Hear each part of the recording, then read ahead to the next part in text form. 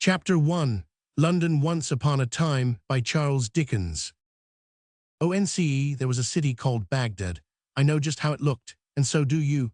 It was very mysterious. It was on a mysterious river called the Tigris. There were a great many little canals running in every direction through the city. The drinking water was brought to the houses in goatskins carried on the backs of men. These water carriers often turned out to be very interesting persons. On the banks of the river were palm trees, and under every palm tree was a dervish or two. The streets of the city were narrow and winding, and dark people in flowing robes flitted about on secret errands that aroused suspicion. One could never tell what they were up to. There was Harun al-Rashid prowling around with his grand vizier and his executioner. He was full of curiosity and had a keen sense of justice. In Baghdad, everything turned out in a most remarkable way. If you were looking for one mystery, you would find half a dozen. I have recently read an article by a gentleman who has lived a number of years in Baghdad, and it appears that he has not seen any of the wonderful things that I am interested in. He says that the climate is very uncomfortable and that the thermometer often stands at 112 degrees at breakfast time. That is very hot indeed. He says that many of the people now go about in Ford cars instead of riding on camels. When they want excitement, they go to the movies. In short, according to his account, Baghdad must be getting to be very much like other places.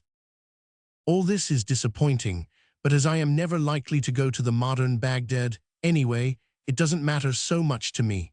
My Baghdad is in the Arabian Nights, and I can still go to it whenever I feel so inclined. When I open the book, I find everything just as it was once upon a time. It is the same with London. When I first crossed the Atlantic and visited the great city, I was a bit troubled because many parts of it looked so much like other places. I wanted it to be like the London I had read about. Of course, this wasn't fair to the people who live there, who can't be expected to keep it just for travelers to look at. When I think of London as it was once upon a time, that is the time when Charles Dickens lived in it. This London was as wonderful as Baghdad, though in different ways. If you want to know what it was like, you must go to the Dickens books. Dickens was the only one who ever saw London in that way. When you ask whether it was the real London, you have to take his word for it. It was real to him, and he had the power to make it real to us. That is what we call genius. The London the Dickens people lived in was a big city, so big that one easily got lost in it. The railroads were just coming in, but they didn't get into the stories. There were no telephones or electric lights or automobiles or radios. People came in from the green country on gay stagecoaches with prodigious tooting of horns and cracking of whips. They stopped at inns, where a great deal of eating and drinking was going on. But when they left the inns to explore the town, they plunged into a maze of the queerest streets imaginable. The streets ran in every direction except in the direction one wanted to go. Many of them were mere alleys, but they were always crowded. One soon got down to the river, where there were old warehouses that leaned over the water but never actually fell in. There were old and shabby houses, and the people were made to match them. That is what made them so interesting and exciting. Yet, though there were so many people on the streets that you didn't know, it was curious to be all the time running across people you 999 know or who knew you. If you were trying to hide, you were sure to be found out. On the other hand, you could get lost with no difficulty at all. One of the most interesting parts of the city to prowl around in was down by the waterfront. The River Thames flowed through London just as mysteriously as the River Tigris flowed by Baghdad, and it was the scene of many adventures. To be sure, there were no palm trees and no dervishes, but there were great ships coming from countries as far away as Arabia and the Spice Islands. On the banks of the river were great warehouses, with musty, moldy cellars and strange garrets, and with all kinds of foreign smells. Back from the river were streets where people lived who could afford to live nowhere else. Some of them were dwarfed, with gnarled faces, as if they had not had sunlight enough when they were growing up. Some of these people were as bad as they looked, but many of them were much better. When you had time to become acquainted with them, you couldn't help but like them. Each person had some little trick of manner which made it easy to recognize him. They had a way of doing the same thing over again, just as people have in real life. This made them amusing even when we could not approve of them. Most of the people we meet live in lodgings, which is a very interesting way to live in England. You hire a room, and the landlady will go out and buy the food for you and serve it in your room. This gives opportunity for a good deal of conversation. It's all very snug and cozy if you have money to pay for what you order. If you haven't, this leads to more conversation. Many of the Dickens people didn't have a very regular income and were not sure where the next meal was coming from. Having a good dinner was quite an event to them, and they made the most of it. It is wonderful the enjoyment they got out of eating and drinking, and how they liked to talk on such happy occasions.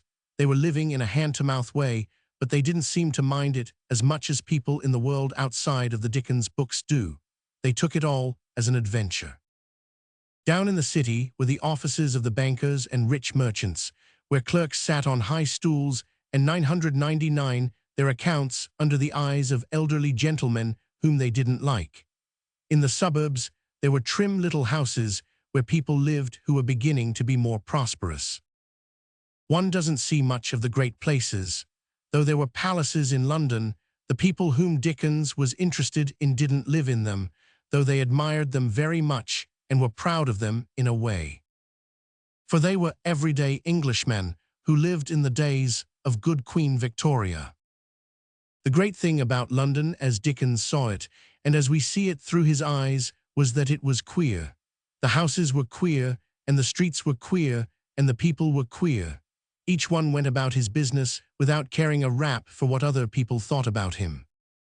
If they acted in a particular way, it was because they were made that way, and yet they were friendly, most of them. And those that weren't were such villains and hypocrites that we disliked them heartily. We always know just what to think about them, and so we don't waste any sympathy on them. When the characters appear, we know at once which ones are to be looked upon with suspicion and which are to be trusted. You get to know the people in Dickens's London because he is so anxious to make you see them as plainly as he does. If you don't see them at first, he keeps on telling about them till you can't help yourself. Now if I were to tell you that I saw a child with a face like a rosy apple, you would probably forget all about it in a minute or so. But Dickens goes at the business of description more thoroughly. He says, Miss Tarks escorted a plump, rosy-cheeked, apple-faced young woman, with an infant in her arms, and a younger woman not so plump, but apple-faced also, who led a plump and apple-faced child in each hand, another plump and apple-faced boy who walked by himself, and finally a plump and apple-faced man who carried another plump and apple-faced boy, whom he stood down on the floor and admonished in a husky whisper to catch hold of his brother Johnny. When I see the happy apple-faced family together, it makes an impression on me. It's the same with the descriptions of the scenery or the weather. I might say that the London fog is very disagreeable, and you would answer that you had always heard so. But Dickens takes you out into the fog, and you see it and feel it and taste it. Fog everywhere. Fog up the river where it flows among the green meadows. Fog down the river where it rolls defiled among the tiers of shipping and the waterside pollutions of a great and dirty city. Fog in the Essex marshes, fog on the Kentish heights. Fog creeping into the cabooses of collier brigs, fog lying out on the yards and hovering in the rigging of great ships. Fog in the eyes and throats of ancient Greenwich pensioners wheezing by the firesides in their wards. Fog in the stem and bowl of the afternoon pipe of the wrathful skipper down in the close cabin. By this time you get the London fog into your own throat and feel what it was like in November, when the raw afternoon is rawest and the dense fog is densest and the muddiest streets are muddiest. When you feel all this, Dickens is ready to go on with his story.